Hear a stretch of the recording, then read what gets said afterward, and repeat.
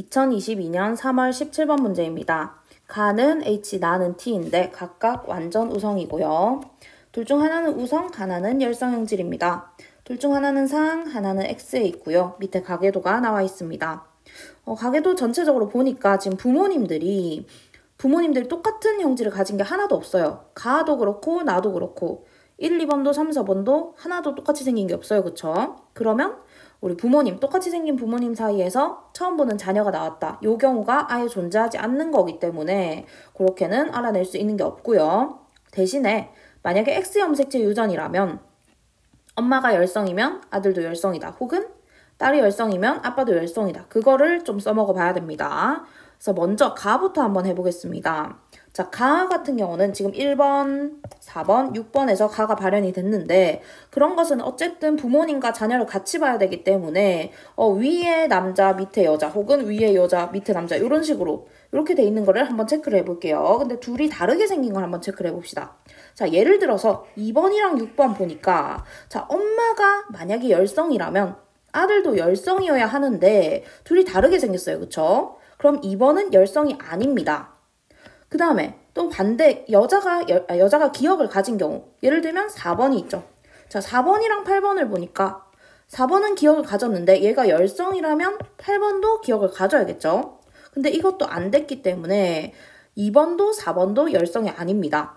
그렇다는 얘기는 가는 아예 X염색체 유전이 아니다라는 얘기죠. 그럼 나가 X염색체 유전일 거고 가는 상염색체 유전이 되겠습니다. 그러면 이제 우리는 나로 똑같은 걸 한번 더 해볼게요. 누가 우성 열성인지는 X가 조금 더 찾아내기가 쉬워서 자, 나도 보니까 3번, 5번, 7번, 8번, 1번 이렇게 5명이 나가 발현이 되었는데 지금 위아래가 조금 다르게 생긴 사람을 찾아보니까 4번, 8번이 다르게 생겼어요. 그쵸? 엄마가 만약에 열성이라면 여자가 열성이라면 아들도 열성이어야 하는데 둘이 다르게 생겼다라는 얘기는 여기 있는 엄마가 열성이 아니다. 그러니까 우성이다 라는 얘기죠. 그러면 니은을 가진 사람들이 열성이 됩니다. 그래서 나가 발현된 사람들이 열성이다. 나는 X염색체 열성유전이다 라는 것을 알 수 있고요. 그럼 가는 상염색체 우성유전이다 라는 것을 알 수가 있습니다. 일단 뭐 찾아야 되는지를 먼저 한번 보고 올게요. 가는 우성형질 맞고요. 나는 상 아니고 X염색체에 있죠. 이렇게만 해도 벌써 두 개를 가려냈습니다. 그 다음에 6과 7 사이에서 아이가 태어날 때 뭐 어떻게 될 확률을 물어보는데 그럼 일단 유전자형 6번, 7번을 알아내야겠네요. 우선 가부터 한번 해볼까요? 가가 발현된 사람들이 우성이다 라고 했기 때문에 지금 라지 H를 가져야 됩니다. 그럼 나는 열성이니까 스몰 t 가져야 되고요. 일단 가를 가진 사람 예를 들면 6번이죠. 6번은 그러면 라지 H를 가지고 있을 거고 7번은 라지 H 안 가지니까 스몰 h를 가지고 있을 겁니다. 그런데 6번의 부모님들을 보니까 2번 같은 경우는 기억이 발현이 안 됐기 때문에 스몰 h를 가지겠죠. 그럼 6번은 스몰 h 하나 받아와서 이렇게 생겼을 거고요.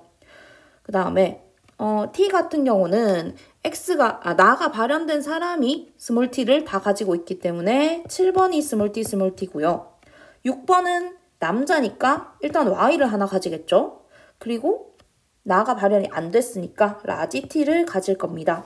그래서 부모님이 이렇게 생겼는데 이 아이에게서 가와 나가 모두 발현될 확률. 자, 가는 보니까 7번은 어차피 스몰 h만 줄 거예요. 그 다음 6번이 라지 H를 주느냐 안 주느냐에 따라서 이 확률이 결정이 되기 때문에 가가 발현될 확률은 2분의 1이 됩니다.